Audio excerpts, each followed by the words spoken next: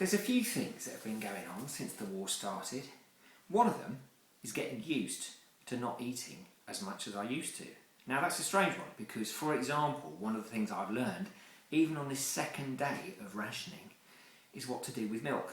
Yeah, glug it. No, that's the whole point. The thing about milk is that if you get full fat and you put extra water in it, it tastes just as good as skimmed or semi-skimmed. I'm kind of a semi-skimmed guy. This tastes richer than semi-skimmed, but you add an extra fifth of the water to the amount, and you get an extra fifth to your amount. So that's one thing. Another thing is the sugar lows are really, really interesting. I am addicted, no doubt about it, to a 21st century diet. And I'm used to having my little nibbles and my chockies and my bickies in the afternoon and little things to help me on the way through the day that I am sure do me no good whatsoever. Those are all out. Unless you can find very simple, straightforward, sweet things to eat, then you can't have them. And it makes me realise as a kid what the joy must have been in the war when you were doing things like apple scrumping. That wasn't only that you were getting that delightful, delicious thing straight from the tree, but actually you were hungry. That's really, really true. I'm hungry at the moment just about all the time, and it's not because my tummy isn't full. I stuff my tummy with food, and I am still hungry, and it's because I've got all these enzymes waiting to break down the things that it's used to be breaking down when I'm eating a normal diet, or what I call a 21st century diet. Now here's the thing. In the war, it's said that the population of Britain was at its fittest. Wartime rations were good for you.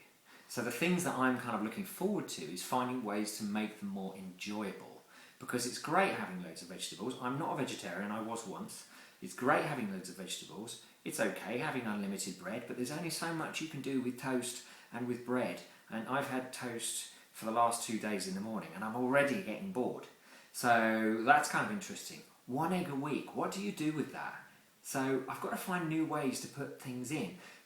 It's true that the rations restricted the basics of what you were eating, but there were other things you could get. And what would happen is, this is one of the genesis of English queuing.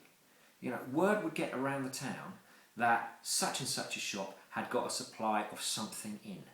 And that would be it. Everyone would just run for it, make a break for it, and queue and queue and queue until it was sold out. And that etiquette of English queuing, I'm sure, comes from this period where no one was meant to get one up on the other. And that brings me to something else as well. Rationing. Okay, so you've got rationing on the one side, and then you've got restaurants on the other. There were communal feeding kitchens in World War II, absolutely right.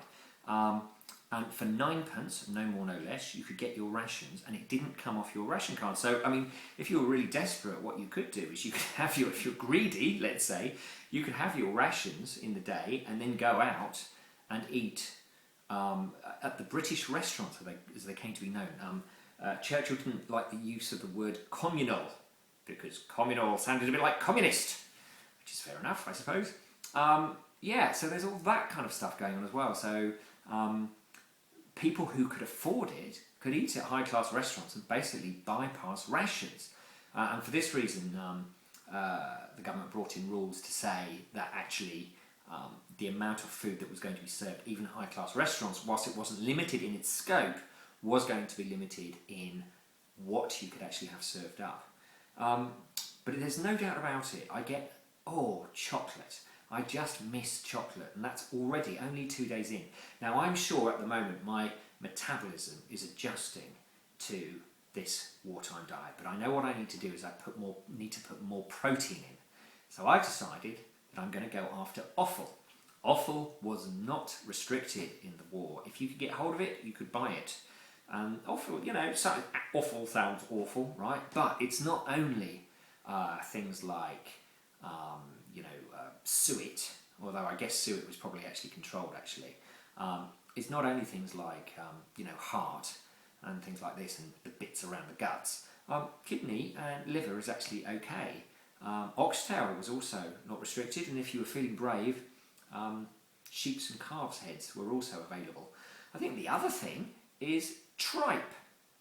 And I'm going to go for some tripe at some point. I'm going to go down the butcher's and have a look and see whether or not I can get hold of some tripe. And also rabbit, that's another one.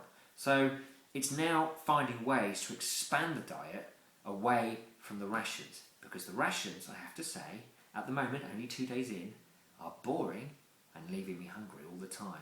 I am a spoiled 21st century man. There we go. Well, back to the newspaper. See you later.